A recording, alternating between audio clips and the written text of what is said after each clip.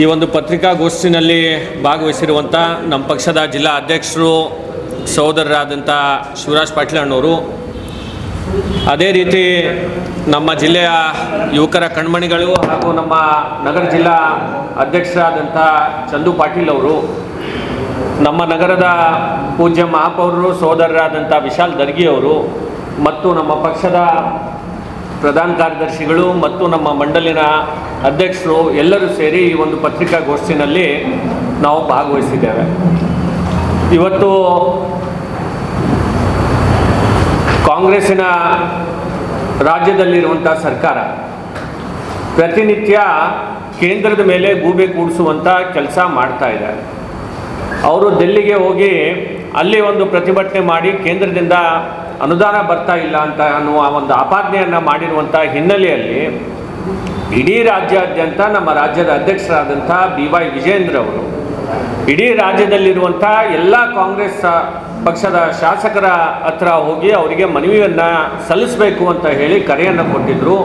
ಆ ಕರೆಯನ್ನು ನಾವು ಅತ್ಯಂತ ಶಾಂತ ರೀತಿಯಿಂದ ಅವರವರ ಮನೆಗಳಿಗೆ ಹೋಗಿ ಅವ್ರ ಹತ್ರ ನಮ್ಮ ಚಂದು ಪಾಟೀಲ್ ಅವರು ಹೇಳ್ದಂಗೆ ಅವರ ಒಂದು ಸಮಯವನ್ನು ಕೇಳಿ ನಾವು ಅವ್ರ ಮನೆಗೆ ಹೋಗಿ ಶಾಂತ ರೀತಿಯಿಂದ ಅವರಿಗೆ ಮನವಿಯನ್ನು ಸಲ್ಲಿಸಿ ಅಲ್ಲಿಂದ ನಾವು ಪತ್ರಿಕೆ ಮತ್ತು ಮಾಧ್ಯಮದ ಮುಖಾಂತರ ನಮ್ಮ ಜಿಲ್ಲೆಯಲ್ಲಿ ಆಗ್ತಾ ಇರುವಂಥ ಅನ್ಯಾಯದ ಬಗ್ಗೆ, ಕಾಂಗ್ರೆಸ್ ಸರ್ಕಾರ ಮಾಡ್ತಾ ಇರುವಂಥ ಅನ್ಯಾಯದ ಬಗ್ಗೆ ಇವತ್ತು ನಾವು ಅಲ್ಲಿ ಪತ್ರಿಕೆ ಮುಖಾಂತರ ನಾವು ಹೇಳಿರುವಂಥದ್ದು. ಅದನ್ನು ಆದಮೇಲೆ ಕಾಂಗ್ರೆಸ್ ಕಚೇರಿಯಿಂದ ನಮ್ಮ ಕಚೇರಿಗೆ ಒಂದು ರಥವನ್ನು ನಮ್ಮ ಶಿವರಾಜ್ ಪಾಟೀಲ್ ಅಣ್ಣವರು ಹೇಳ್ದಂಗೆ ಒಂದು ಬಾಡಿಗೆ ವಾಹನವನ್ನು ತಗೊಂಡು ಬಂದು ನಮ್ಮ ಕಚೇರಿ ಎದುರುಗಡೆ, ಭಾರತೀಯ ಜನತಾ ಪಕ್ಷದ ಕಚೇರಿ ಎದುರುಗಡೆ ಅವರು ಒಂದು ಪ್ರತಿಭಟನೆಯನ್ನು ಮಾಡಿದ್ದಾರೆ.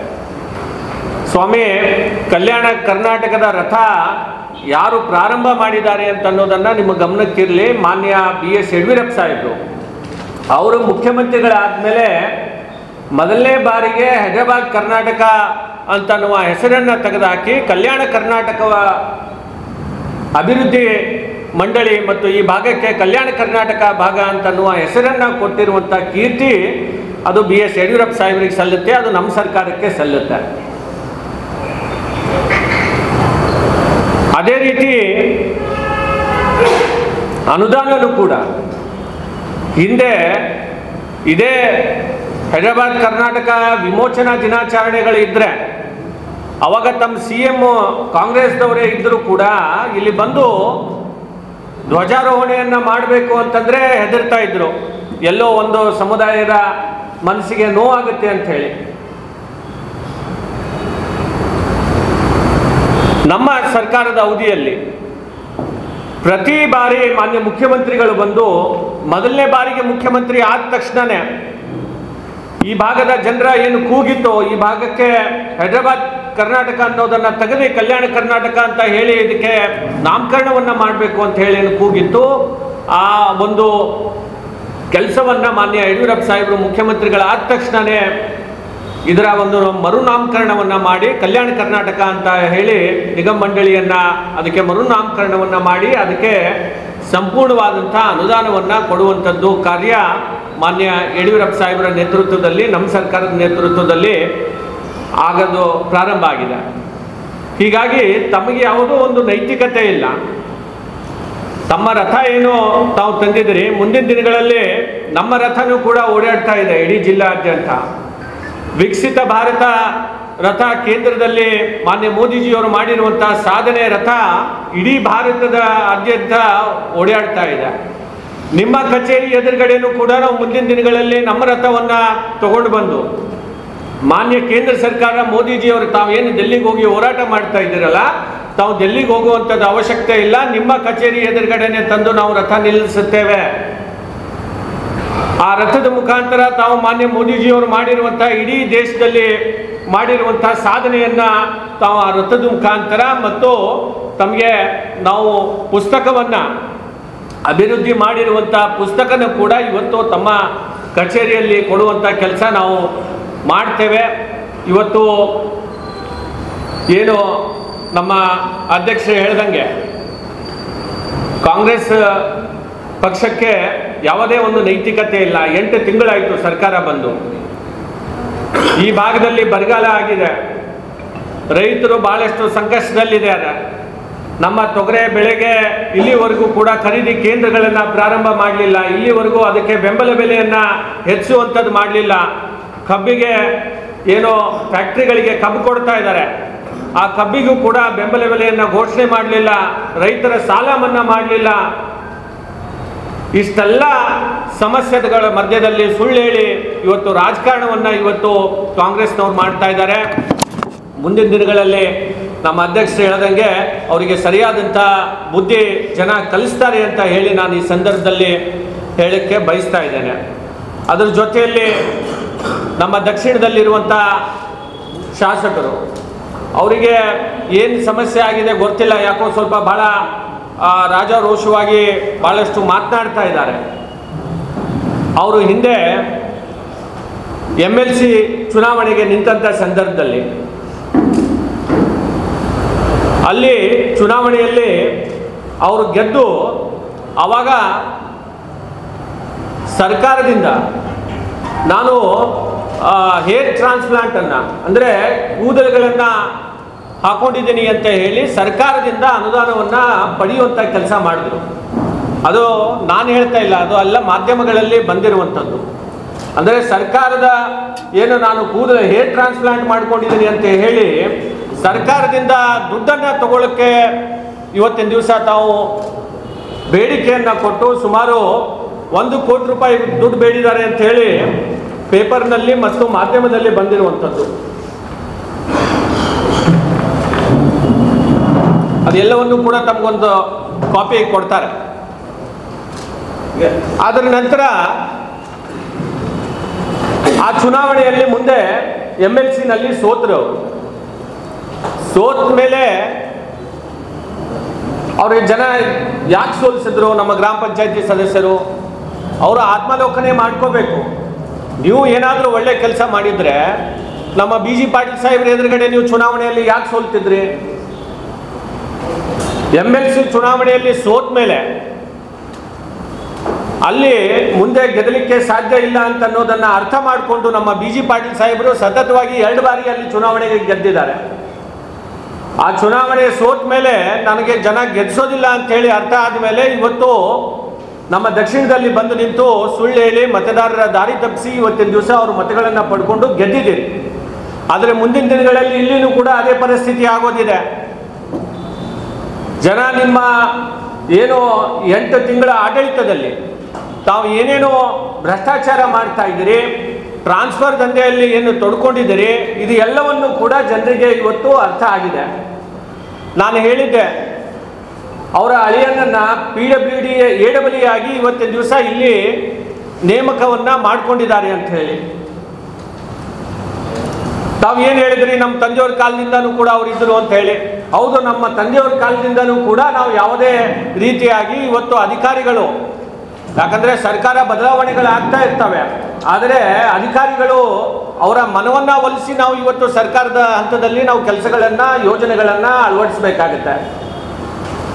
ಆದರೆ ನಮ್ಮ ಮನೆಯಲ್ಲಿ ಯಾರೂ ಕೂಡ ಕಾಂಟ್ರಾಕ್ಟರ್ ಇಲ್ಲ.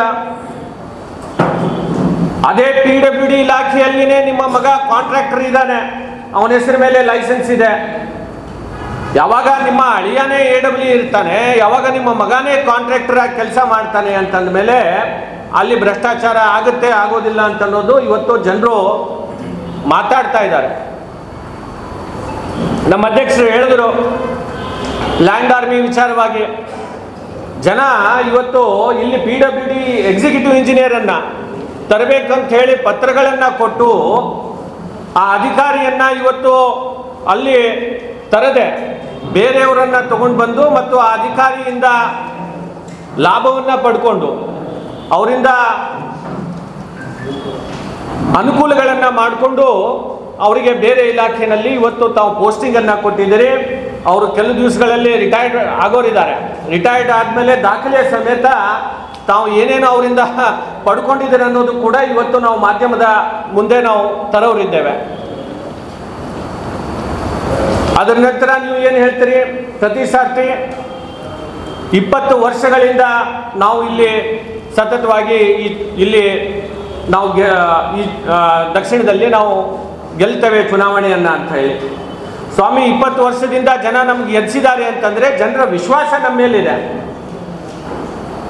ಪೂಜ್ಯ ತಂದೆಯವರಾದಂಥ ಚಂದ್ರಶೇಖರ್ ಪಾಟೀಲ್ ರೇವೂರವರು ಅವರು ಸತತವಾಗಿ 2 ಬಾರಿ ಇಲ್ಲಿ ಗೆದ್ದಿರುವಂಥದ್ದು. ಅವರ ಒಂದು ಅಭಿಮಾನದಿಂದ ಜನರು ಅವ್ರು ಮಾಡಿರುವಂಥ ಕೆಲಸದಿಂದ ಅವರನ್ನು ಗುರುತಿಸಿ ಇವತ್ತಿನ ದಿವಸ ಅವರಿಗೆ ಅವಕಾಶ ಕೊಟ್ಟಿರುವಂಥದ್ದು. ನಾವು ಚಂದ್ರಶೇಖರ್ ಪಾಟೀಲ್ ರೇವೂರವರು ರಾಜಕಾರಣಕ್ಕೆ ಬರೋಕ್ಕಿಂತ ಮುಂಚೆ ನಮ್ಮ ಔಷಧ ವ್ಯಾಪಾರಿಗಳ ಸಂಘದ ಅಧ್ಯಕ್ಷರಾಗಿ ಮೊದಲನೇ ಅಧ್ಯಕ್ಷರಾಗಿ ಅವರು ಕೆಲಸ ಮಾಡಿದ್ದಾರೆ. ಆ ಸಂಘದಲ್ಲಿ ಅವರು ಕೆಲಸ ಮಾಡಿದ್ದಕ್ಕಾಗಿ ಅಧ್ಯಕ್ಷರಾಗಿದ್ದಕ್ಕಾಗಿ ನಮ್ಮ ಸುಮಾರು 60 ವರ್ಷ ಈ ಔಷಧ ವ್ಯಾಪಾರದಲ್ಲಿ ನಮ್ಮ ಕುಟುಂಬ ಇರೋದ್ರಿಂದ ಅವರಿಗೆ ಒಂದು ಗೌರವವನ್ನು ಸೂಚಿಸಬೇಕು ಅಂತ ಹೇಳಿ ಆ ಸಂಘದವರು 10 ವರ್ಷದಿಂದನೇ ಅವರ ಒಂದು ಹೆಸರಿನಿಂದ ಭವನವನ್ನು ಮಾಡಬೇಕು ಅಂತ ಹೇಳಿ ಅವರ ಹೆಸರನ್ನು ಇವತ್ತು ಇಟ್ಟು ಅಲ್ಲಿ ಒಂದು ಭವನವನ್ನು ಕಟ್ಟಡವನ್ನು ಆಗಿದೆ. ಅದಕ್ಕೂ ಕೂಡ ತಾವು ಅಸೂಯೆಯನ್ನು ತೋರಿಸ್ತಾ ಇದ್ದೀರಿ. ನಮ್ಮ ಸಹೋದರರಾದಂಥ ನಮ್ಮ ದಲಿತ ಮುಖಂಡರಾದಂಥ ವಿಶಾಲ್ ದರ್ಗಿಯವರು ನಮ್ಮ ತಂದೆಯವರ ಮೇಲೆ ಅಭಿಮಾನವಿತ್ತು. ಅಲ್ಲಿ ಆ ಭವನಕ್ಕೆ ನನ್ನ ವೈಯಕ್ತಿಕವಾಗಿ ಸರ್ಕಾರದ ಯಾವುದೇ ಅನುದಾನ ಅಲ್ಲ, ಅವರ ವೈಯಕ್ತಿಕ ಸಹಕಾರದಿಂದ ಒಂದು ಮೂರ್ತಿಯನ್ನು ಇವತ್ತಿನ ದಿವಸ ನಮ್ಮ ಸಂಘಕ್ಕೆ ಒಂದು ಕೊಡುಗೆಯಾಗಿ ನೀಡಿದ್ದಾರೆ. ಆ ಮೂರ್ತಿಯನ್ನು ನಾವು ಇಟ್ಟಿದ್ದೇವೆ. ಅದಕ್ಕೂ ಕೂಡ ತಾವು ಇವತ್ತು ಅಸೂಯೆಯನ್ನು ಇವತ್ತಿನ ದಿವಸ ತೋರಿಸ್ತಾ ಇದ್ದೀರಿ. ರಾಜಕಾರಣ ಮಾಡೋದಿದ್ರೆ ನನ್ನ ಜೊತೆಯಲ್ಲಿ ಮಾಡಿ, ಆದರೆ ನಮ್ಮ ತಂದೆಯವರ ವಿಚಾರಕ್ಕೆ ಬಂದರೆ ಅಥವಾ ನಮ್ಮ ಹಿಂದಿನ ಶಾಸಕರಾಗಿ ಅವರು ಸತತವಾಗಿ ನಮ್ಮ ಕುಟುಂಬದ ನಮ್ಮ ತಾಯಿಯವರಾಗಿರ್ಬೋದು, ನಮ್ಮ ತಂದೆಯವರಾಗಿರ್ಬೋದು, ಅವರು ಜನರ ಮನಸ್ಸನ್ನು ಗೆದ್ದು ಇವತ್ತು ಈ ಭಾಗದ ಸೇವೆಯನ್ನು ಪ್ರಾಮಾಣಿಕತೆಯಿಂದ ಮಾಡುವಂಥ ಕೆಲಸ ಇವತ್ತಿನ ದಿವಸ ಅವರು ಮಾಡಿದ್ದಾರೆ. ಅವರ ವಿಚಾರಕ್ಕೆ ಬಂದರೆ ಅವರ ಅಭಿಮಾನಿಗಳಿಗೆ ನೋವಾದರೆ ಅದು ಮುಂದಿನ ದಿನಗಳಲ್ಲಿ ಸರಿಯಾಗೋದಿಲ್ಲ ಅಂತನ್ನುವ ಮಾತನ್ನು ಕೂಡ ನಾನು ಈ ಸಂದರ್ಭದಲ್ಲಿ ಹೇಳಕ್ಕೆ ಬಯಸ್ತಾ ಇದ್ದೇನೆ. ಅದೇ ರೀತಿ ನಾವು ವೈಯಕ್ತಿಕವಾಗಿ ನಮ್ಮ ಸಹೋದರ ಡಾಕ್ಟರ್ ಇದ್ದಾರೆ. ಡಾಕ್ಟರ್ಗಳು ತಮ್ಮ ಆಸ್ಪತ್ರೆ ಕಟ್ಟೋದು ತಪ್ಪಿದೆನಾ? ಜನರ ಸೇವೆಗಾಗಿ ತಮ್ಮ ಈಗ ಅವ್ರ ಮಗನೂ ಕೂಡ ಒಬ್ಬ ವೈದ್ಯನಿದ್ದಾನೆ ಬೆಂಗಳೂರಿನಲ್ಲಿ. ಅವನು ಕೂಡ ಫ್ಲ್ಯಾಟ್ಗಳನ್ನು ಖರೀದಿ ಮಾಡಿದ್ದಾನೆ, 1 ಕೋಟಿ ರೂಪಾಯಿ ಕಾರ್ನಲ್ಲಿ ತಿರುಗಾಡ್ತಾನೆ. ಅಂದರೆ ಅವರವರು ವೈಯಕ್ತಿಕವಾಗಿರುವಂಥದ್ದು ವಿಚಾರವನ್ನು ತಗೊಂಡು ನೀವು ರಾಜಕಾರಣ ಮಾಡ್ತಾ ಇದ್ದೀರಿ ಅಂತಂದಮೇಲೆ ಇದು ನಿಮಗೆ ಶೋಭೆ ತರುವಂಥದ್ದಲ್ಲ. ಏನಾದರೂ ತಮಗೆ ರಾಜಕಾರಣ ಮಾಡಬೇಕಾಗಿದ್ದರೆ ನೇರವಾಗಿ ತಾವು ಜನರ ಮುಂದೆ ಬನ್ನಿ. ನಾವು ಕೂಡ ಸಿದ್ಧರಿದ್ದೇವೆ ಜನರ ಎದುರುಗಡೆ ಬಂದು ಮಾತಾಡಲಿಕ್ಕೆ. ನಾವು 60 ವರ್ಷದಿಂದ ಆದರ್ಶ್ ಮೆಡಿಕಲ್ ಹಾಲ್ ಅಂತಂದರೆ ನಾವು ಇವತ್ತು ನಿನ್ನೆ ಪ್ರಾರಂಭ ಮಾಡಿರುವಂಥ ಔಷಧ ಅಂಗಡಿ ಅಲ್ಲ. ನಾವು ಔಷಧ ವ್ಯಾಪಾರ ಮಾಡುವಂಥದ್ದು ನಮ್ಮ 3 ತಲೆಮಾರು ನಾವು ಔಷಧ ವ್ಯಾಪಾರವನ್ನು ಮಾಡ್ತಾ ಬಂದಿದ್ದೇವೆ. ಅದು ಉದ್ಯೋಗ ಬೇರೆ, ರಾಜಕಾರಣ ಬೇರೆ. ಹೀಗಾಗಿ ನಾನು ಕೊನೆಯದು ಅವರಿಗೆ ನಾನು ಹೇಳಕ್ಕೆ ಬಯಸ್ತಾ ಇದ್ದೇನೆ, ದಯಮಾಡಿ ನಿಮ್ಮ ನಾಲಿಗೆಗೆ ಮತ್ತು ಮೆದುಳಿಗೆ ಸ್ವಲ್ಪ ಸರಿಯಾದ ರೀತಿಯಿಂದ ಒಂದು ಇದನ್ನು ಅಂದರೆ ಭಾಷೆಯನ್ನು ಉಪಯೋಗ ಮಾಡಿಕೊಳ್ಳಿ. ಇಲ್ಲ ಅಂತಂದರೆ ಮುಂದಿನ ದಿನಗಳಲ್ಲಿ ನಿಮಗೆ ಅರ್ಥ ಆಗುವಂಥ ಭಾಷೆಯಲ್ಲಿ ನಾವು ಕೂಡ ಮಾತನಾಡಬೇಕಾಗತ್ತೆ ಅಂತ ಹೇಳಿ ನಾನು ಈ ಸಂದರ್ಭದಲ್ಲಿ ಹೇಳ್ತಾ ಮತ್ತೊಮ್ಮೆ ಎಲ್ಲ ಪತ್ರಕರ್ತರಿಗೆ ನಾನು ಬಂದಿದ್ದಕ್ಕಾಗಿ ಸಹಕಾರ ನೀಡಿದ್ದಕ್ಕಾಗಿ ಅವರಿಗೆ ಧನ್ಯವಾದಗಳನ್ನು ಸಲ್ಲಿಸ್ತೇನೆ. ಈ ಪತ್ರಿಕಾಗೋಷ್ಠಿಯನ್ನು ಉದ್ದೇಶಿಸಿ ಮಾನ್ಯ ಮಹಾಪೌರರಾದಂಥ ವಿಶಾಲ್ ದರ್ಗಿ ಅವರು ಮಾತಾಡಬೇಕು. ಅಲ್ಲೇ वहाँ पर कोविड में आपको मालूम है सबको, आप लोग भी सब लोग गए वहाँ पर कोविड पेशेंट्स को एडमिट किया था, हॉस्पिटल ऑलरेडी ऑपरेशन में था, फिर उसको उद्घाटन करते हैं. अब सिटी बस स्टैंड जो है वो पूरा अभी काम पूरा नहीं हुआ है, उसको आप इलेक्शन है बोल के आप उसको उद्घाटन करते हैं. ड्रामा के सेंटर के बारे में बात करें, चेहरे के बारे में क्यों नहीं बात करते? कोई हमारे गवर्नमेंट में होना, आपको गवर्नमेंट जब एमएलए थे, हमारे सामने येडियुरप्पा जी थे, श्री मुख्यमंत्री थे, अभी रेडी होकर उद्घाटन करने वाले रेडी हो गए. वो क्या आपको तो मालूम है कब काम चालू उसका ನೇತೃತ್ವ ಕರೆ ಮೇಲೆ ನಾವೆಲ್ಲ ಶಾಸಕರ ಮನೆಗೆ ಹೋಗಿ ಒಂದು ಮನವಿ ಪತ್ರವನ್ನು ಕೊಟ್ಟು ಬಂದಿದ್ದೇವೆ. ಆ ಮನವಿ ಪತ್ರ ಕೊಟ್ಟು ಬಂದ ತಕ್ಷಣವೇ ನೆಕ್ಸ್ಟ್ ಡೇ ಅವರು ಒಂದು ಈ ರಥದ ಹೆಸರು ನೋಡ್ರಿ, ಇದು ರಥದ ಹೆಸರು ಕೇಳ್ರಿ. ಅವ್ರು ಏನು ಇಟ್ಟಿದ್ರಲ್ಲ ಸರ, ತಮ್ಮ ದಯವಿಟ್ಟು ಪತ್ರಿಕಾ ಮುಖಾಂತರನೇ ಅವ್ರಿಗೆ ಕೇಳಬೇಕು ತಾವು. ಕಲ್ಯಾಣ ಪ್ರಗತಿ ರಥ ಅಂತ ಏನು ಪ್ರಗತಿ ಮಾಡಿದಾರೆ ಅವರು? ಇದರಿಂದ 9 ತಿಂಗಳಲ್ಲಿ ಏನು ಪ್ರಗತಿ ಮಾಡಿದಾರೆ ಅವರು? ಪ್ರಗತಿ ಏನು ಮಾಡಿದ್ದಾರೆ 9 ತಿಂಗಳಲ್ಲಿ? ಯಾವುದೇ ರೀತಿಯಂಥ ಪ್ರಗತಿ ಇಲ್ಲ, ಏನೂ ಇಲ್ಲ. ಈಗ ರಥ ತರ್ತಾರೆ, ಈಗಾಗಲೇ ರಥ ತಂದು ನಮ್ಮ ಆಫೀಸ್ನಲ್ಲಿ ನಿಂತು ಕೇಸಂದ್ರೆ ಹೇಳಿ ಕೇಸಂದ್ರೆ AC ಬಸ್ ಇದೆ, AC ಗಾಡಿಯಲ್ಲಿದೆ, AC ಬಂದು ಕೇಸಂದ್ರೆ ಮಲ್ಕೋರಿ ಅಂತ ಹೇಳಿ ಕೇಸಂದ್ರೆ ಇದು ವರ್ಡ್, ಇದ್ರ ಶಬ್ದ ಇದು ತಪ್ಪು ಅನ್ನಿಸ್ತದ. ಯಾಕಂದ್ರೆ ನಮ್ಮ ಶಾಸಕರು ಇಬ್ಬರು ಶಾಸಕರು, ಮಾಜಿ ಶಾಸಕರು ಹಾಗೂ ಅವ್ರನ್ನೂ ಶಾಸಕರೇ, ನಮ್ಗೆ ಇವ್ರನ್ನೂ ಶಾಸಕರೇ. ಮುಂಬರುವ ದಿನಗಳಲ್ಲಿ ಶಾಸಕರು ಆಗೇ ಆಗ್ತಾರೆ ಅಂಥೇಳಿ ಸಂದರ್ಭದಲ್ಲಿ ಹೇಳ್ತೀನಿ. ಯಾಕಂದರೆ ಅವ್ರೇನು ಮಾತಾಡ್ತಾ ಇದ್ದಾರೆ ನಮ್ಮ ಅಲ್ಲಂಪ್ರಭು ಪಾಟೀಲ್ ಸರ್ ಅವರು ವೈಯಕ್ತಿಕ ನಮ್ಮ ಗುರುಗಳಾದ ಚಂದ್ರಶೇಖರ್ ಪಾಟೀಲ್ ರೇವೂರವರ ಒಂದು ಪುತ್ರಿಯನ್ನು ನಾನು ಮಾಡಿ ಔಷಧ ಭವನಕ್ಕೆ ನನ್ನ ಒಂದು ಆಸೆ ಇದಕ್ಕೆ ಸಲುವಾಗಿ ನಾನು ಕೊಟ್ಟಿದ್ದೀನಿ. ಅದಕ್ಕೆ ದಯವಿಟ್ಟು ವೈಯಕ್ತಿಕ ಬರಬೇಡ್ರಿ. ವೈಯಕ್ತಿಕ ಬಂದರೆ ನಾವು ಏನು ಮಾಡ್ತೀವೋ ನಮಗೆ ಗೊತ್ತಿಲ್ಲ. ಈಗಾಗಲೇ ನಾವು ಮೊದಲನೇ ಮಾತು ರಾಮ ಮಂದಿರ ಹತ್ರ ಸರ್ಕಲ್ನಲ್ಲಿ ಒಂದು ಕೂಡಿಸ್ಬೇಕಂತ ಹೇಳಿ ಕೇಳಿಸಿದ್ರೆ ಒಂದು ಇದು ಮಾಡಿದೆವು, ಪಿಲ್ಲರ್ ಹಾಕಿದೆವು. ಆ ಪಿಲ್ಲರ್ ಹಾಕಿದ ತಕ್ಷಣ ಕಾರ್ಪೊರೇಷನ್ಲಿಂದ ಬಂದರು, ಬರಲ್ಲ ಅಂತಂದ್ರೆ ಗೈಡ್ಲೈನ್ಸ್ ಪ್ರಕಾರ ಯಾವುದೇ ರೀತಿಯಾದಂಥ ಅದಕ್ಕೆ ಮುಂದೆ ಒಂದು ವರ್ಡನ್ನು ಒಂದು ಕಲ್ಲನ್ನು ಅದಕ್ಕೆ ಕೂಡಿಸಿಲ್ಲ. ಅದು ರಾತ್ರೋರಾತ್ರಿ ಪೊಲೀಸಿಗೆ ನಿಂದಿರಿಸಿ ಅದು ರಾತ್ರೋರಾತ್ರಿ ಹೊಡೆದವ್ರು. ಯಾಕೆ ನೀವು ಸಿಟಿಯಲ್ಲಿ ಏನು ನಡೆದು ಅದನ್ನು ನೋಡಿರಿ ಸ್ವಾಮಿ. ತಾವು ದಯವಿಟ್ಟು ವೈಯಕ್ತಿಕ ಬಂದು ಈ ರೀತಿ ಮಾಡೋದು ತಪ್ತಾವು. ನೀವು 9 ತಿಂಗಳಲ್ಲಿ ಏನು ಮಾಡಿದಿರಿ ಹೇಳ್ರಿ ಮೇಡಮ್? ಇವತ್ತು ಬರ್ತೀರಿ ತಾವು ಇದ್ರ ಬಳಿ ಏನಂತ IBL ಮೀಟಿಂಗ್ ತೊಗೋತೀರಿ, ಯಾವ ಕಾರ್ಪೊರೇಟರ್ಗೆ ಗೊತ್ತಿಲ್ಲ, ಯಾವ ಆಫೀಸರ್ಗೆ ತೊಗೋಲ್ಲ. ಹಾಗೆ ಮೇಡಮ್ ಅವ್ರು ಬರ್ತಾರೆ, ಕೆಳಗೆ ಮೀಟಿಂಗ್ ತೊಗೋತಾರೆ, ಯಾರಿಗೆ ಗೊತ್ತಿಲ್ಲ. ಈ 9 ತಿಂಗಳಲ್ಲಿ ತಾವು ಏನು ಮಾಡಿದ ಅಭಿವೃದ್ಧಿ ತೋರಿಸಂತಂದರೆ ಅವ್ರು ಯಾರೋ ರಾಜು ಜಾನಿ ಅವ್ನು ಮಾತ್ರ ಲ್ಯಾಂಗ್ವೇಜ್ ಏನು, ಅವ್ನು ಏನಿದಾನೆ ಪಾರ್ಟಿಯಲ್ಲಿ? ಅವ್ನು ಕಾರ್ಪೊರೇಟ್ರ, ಅವ್ನು ಏನಿದಾನೆ ಅವ್ನು ಸರ್? ಮಾಮೂಲಿ ಒಂದು ಕಾರ್ಯಕರ್ತ, ಅವ್ನು ಏನಿದಾನೆ ಅವನಿಗೆ ಗೊತ್ತಿಲ್ಲ. ಈ ರೀತಿ ಮಾತಾಡ್ತಾನೆ. AC ಬಸ್ನಲ್ಲಿ ಬಂದು ಎಲ್ಲರ ಮನೆಗೂ AC ಇದಾವೆ, ಎಲ್ಲರ ಗಾಡಿಗೂ AC ಇದಾವೆ. ಅವ್ರ ಸಲಕ್ಕೆ ಅವ್ರ ಬಳಿ AC ಇಲ್ಲ, ಗಾಡಿ AC ಇಲ್ಲ, ಅವ್ರ ಮನೆಗೆ AC ಇಲ್ಲ ಅಂತೇಳಿ ಅವ್ರು ಒಳ್ಳೆ ಸಲಕ್ಕೆ ಗಾಡಿ ಮಾಡ್ಕೊಂಡ್ರಿ ಈ ರಥಯಾತ್ರೆ ಅಂತೇಳಿ ನಾನು ಈ ಸಂದರ್ಭದಲ್ಲಿ ಹೇಳ್ತೀನಿ. ಅವ್ರ ಅಭಿವೃದ್ಧಿ ಏನಾದರೂ ಮಾಡಿದ್ರು ಅಂತಂದರೆ ಬಾ ಅಂತ ಹೇಳಿ ಸರ್. 9 ತಿಂಗಳಲ್ಲಿ ಏನು ಅಭಿವೃದ್ಧಿ ಮಾಡಿದ್ದಾರೆ? ಇವತ್ತು ನಾವು ಒಂದು ಕಾರ್ಪೊರೇಷನಲ್ಲಿ ನಾನು ಒಂದು ಮೇಯರಾಗಿ 9 ತಿಂಗಳಾಯಿತು. ಇವತ್ತು ಯಾವುದೇ ರೀತಿಯಂಥ ಅಭಿವೃದ್ಧಿ ಕಾಮಗಾರಿ ಯಾವುದೇ ಇಲ್ಲ. ಸರ್ಕಾರದಿಂದ ಬಂದಿರುವ ಅನುದಾನದಲ್ಲೇ ನಾನು ಎಲ್ಲ ವಾರ್ಡಿಗೆ ಡಿವೈಡ್ ಮಾಡ್ಕೇಸಿಂದ ಕೆಲಸ ಮಾಡ್ತಾಯಿದ್ದೀನಿ. ಅವ್ರು ಕೊಟ್ಟಿರುವ ಯಾವುದೇ ಅನುದಾನವಿಲ್ಲ. ನಾ ಈಗಾಗಲೇ ಪ್ರಿಯಾಂಕ್ ಸಾಹೇಬ್ರಿಗೆ ಕೂಡ ಮನಿ ಪತ್ರ ಕೊಟ್ಟು ಬಂದೀನಿ, ಬೆಳಗಾವಿಗೆ ಹೋಗಿ ಲೆಟರ್ ಕೊಟ್ಟು ಬಂದೀನಿ, ಎಲ್ಲ ವಾರ್ಡಿಗೆ ಅಭಿವೃದ್ಧಿ ಮಾಡಿರಿ ಅಂತ ಹೇಳ್ಕೇಸಿಂದ್ರೆ. ಅಭಿವೃದ್ಧಿ ಎಷ್ಟು ಡೆವಲಪ್ಮೆಂಟ್ ಮಾಡ್ತೀರಿ ಸರ್? ಈಗ 3 ತಿಂಗಳು 2 ವರ್ಷ ಆಯಿತು, ಯಾವುದೇ ರೀತಿ ಅಂತ ಅಭಿವೃದ್ಧಿ ಇಲ್ಲ ಅಂತ ಹೇಳ್ಕೇಸಿಂದ್ರೆ ಮಾಡಿದ್ರು ಕೂಡ ನಾನು ಫೋನ್ ಮುಖಾಂತರ ಮಾತಾಡಿದ್ದೀನಿ ಅವ್ರಿಗೆ. ಸರ್ ಒಂದಿನ ಟೈಮ್ ಕೊಡ್ರಿ, ತಾವು ದಯವಿಟ್ಟು ಸಿಟಿಯಲ್ಲಿ ತಾವು ಜಿಲ್ಲಾ ಉಸ್ತುವಾರಿ ಮಿನಿಸ್ಟ್ರ್ ಇದ್ದೀರಿ, ಇಬ್ಬರು ಶಾಸಕರು ಮತ್ತು ಹಾಗೂ ಎಲ್ಲ ನಮ್ಮ ಮಹಾನಗರ ಪಾಲಿಕೆ ಸದಸ್ಯರು ನೇತೃತ್ವದಲ್ಲಿ ಒಂದು ಮೀಟಿಂಗ್ ಮಾಡ್ಕೇಸಿಂದ ಸಿಟಿ ಬಗ್ಗೆದಾಗ ವಿಚಾರ ಮಾಡಿ ಸಿಟಿ ಬಗ್ಗೆದಾಗ ಡೆವಲಪ್ಮೆಂಟ್ ಸಲಕ್ಕೆ ಮಾತಾಡಂತಂದ್ರೆ ಅವ್ರು ಇಲ್ಲಿ ತನಕ ನಮಗೊಂದು ಕರೆಯೋಕೆ ಅದರ ಉತ್ತರ ಇಲ್ಲ, ಯಾವುದೇ ರೀತಿಯಾದಂಥ ನಮಗೆ ಸ್ಪಂದನೆ ಇಲ್ಲ, ಯಾವುದೇ ರೀತಿಯಾದಂಥ ನಮಗೆ ವಿಶ್ವಾಸ ತೊಗೊಂಡು ಹೋಗ್ತಾಯಿಲ್ಲ. ಅವ್ರ ಸರ್ಕಾರ ಏನು ಅವ್ರಿಗೆ ಆದಂಥ ಒಂದು ಸರ್ಕಾರ ಇದೆ ಅಂತ ನಮಗೆ ಅನ್ನಿಸ್ತಾ ಇದೆ. ಸಂದರ್ಭದಲ್ಲಿ ಅವ್ರ ಸರ್ಕಾರದಲ್ಲಿ ಏನು ಮಾಡಿದ್ರು 9 ತಿಂಗಳಲ್ಲಿ ತೋರಿಸ್ಬೇಕು. ಮಾನ್ಯ ಶಾಸಕರೇ, ತಾವು ದಕ್ಷಿಣ ಮತಕ್ಷೇತ್ರ ಶಾಸಕರಿಗೆ ಈ ಪತ್ರಿಕಾ ಮುಖಾಂತರ ಹೇಳ್ತೀನಿ, ದಿವಂಗತ ಚಂದ್ರಶೇಖರ್ ಪಾಟೀಲ್ ರೇವೂರವರ ಹೆಸರಿಗೆ ಏನಾದರೂ ಬಂದರೆ ಅವ್ರ ಅಭಿಮಾನಿಗಳು ಏನಿದ್ದಾರೆ ಅವ್ರ ಶಕ್ತಿ ಏನಿದೆ, ಪ್ರದರ್ಶನದ ಏನು ಶಕ್ತಿ ಇದೆ ತೋರಿಸ್ತೀನಿ. ಬಟ್ ಯಾರೇ ಬಿಡ್ರಿ, ನಾವು ಒಬ್ಬನೇ ಬಂದು ತೋರಿಸ್ತೀನಿ. ಏನು ತೋರಿಸ್ಬೇಕದ? ದಯವಿಟ್ಟು ನಮ್ಮ ದಿವಂಗತ ಚಂದ್ರಶೇಖರ್ ಪಾಟೀಲ್ ರೇವೂರವರ ಹೆಸರಿಗೆ ತಾವು ದಯವಿಟ್ಟು ಬರಬಾರ್ದು ಅಂತೇಳಿ ಪತ್ರಿಕಾ ಮುಖಾಂತರ ಕೇಳ್ಕೊತಾ ಇದ್ದೀನಿ.